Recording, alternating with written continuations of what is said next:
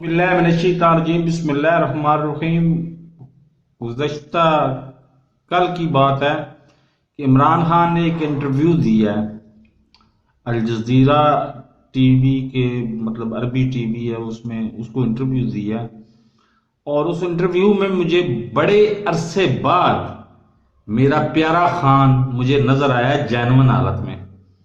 اس نے بڑی جینون باتیں کی ہیں کہ جی ہم دو ایسے خاندانوں کے ساتھ لڑ رہے ہیں، یا ہماری لڑائی ایسی خاندانوں کے ساتھ ہیں جو ناجائز دولت کما کما کے اتنے امیر ہو چکے ہیں کہ اب ان کے لیے اس ملک کو ریموٹ کے ذریعے چلانا بہت ہی آسان ہے۔ تو یہ تھا وہ عمران خان کا اصل چہرہ،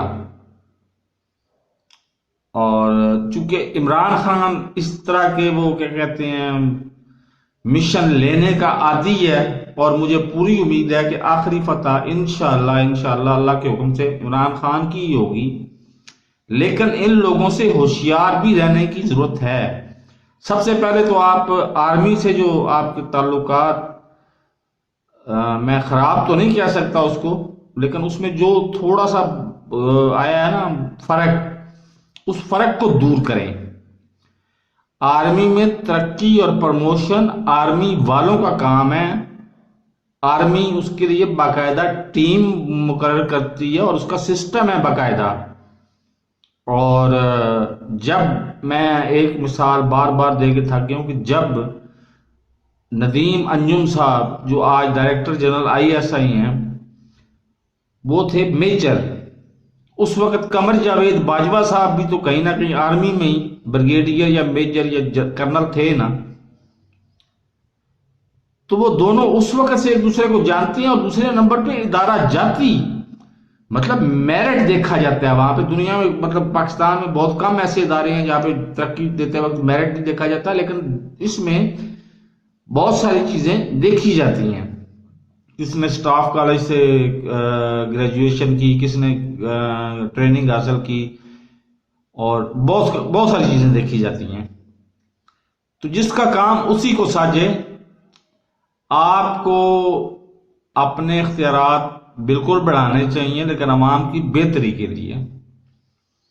اور جو آپ بار بار کہتے ہیں نا کہ دو خاندانوں نے 40 سال نہیں، 1965 سے 2021 تک لگا لیں، 65 اور 35 اور 21، کم و بیش یہ خاندان ڈائریکٹلی اقتدار میں، ذوالفقار علی بھٹو بھی تو ایوب خان کا وہ تھا نا وزیر خارجہ، جس کو آپریشن روم سے زبردستی نکال دیا تھا ایک جنرل صاحب نے۔ تو اس دور سے آج تک یہ لوٹ رہے ہیں، آج بھی حکومت میں یہ گو نہیں ہے۔ ایک چھوٹا سا ٹکڑا انہوں نے پکڑا ہوا ہے، سندھ میں ایک پارٹی حکومت میں ہے، لیکن یہ کسی نہ کسی طریقے سے پاکستان پہ اثر انداز ہو رہے ہیں۔ اس کے لیے آپ ہوشیار رہیں، اور آرمی کی مدد کی ضرورت آپ کو عرصہ دراز تک رہنی ہے۔ اور آرمی بھی پاکستان کی آرمی ہے، وہ پرائی آرمی نہیں ہے، اور وہ الحمدللہ پاکستان آرمی پہ تو میرے ایمان کی حد تک اس پہ اوپر یقین اور فخر اور سب کچھ ہے کہ پاکستان آرمی کے جو ہیروز ہیں وہ چاہیں تو وہ سب کچھ کر سکتے ہیں۔ اللہ نے ان کو اتنی صلاحیت دی ہے کہ وہ سب کچھ کر سکتے ہیں۔ تو بہرحال بہت اچھے انٹرویو کے لیے آپ کو بہت بہت مبارکباد، اور میرا پھر ایک دفعہ سلوٹ آپ کو کہ آپ نے جو اپنے ذاتی مخالفین کے خلاف کے بارے میں جو ریمارکس دی ہیں، اس نے یقین مانے مجھے تو کیا پوری دنیا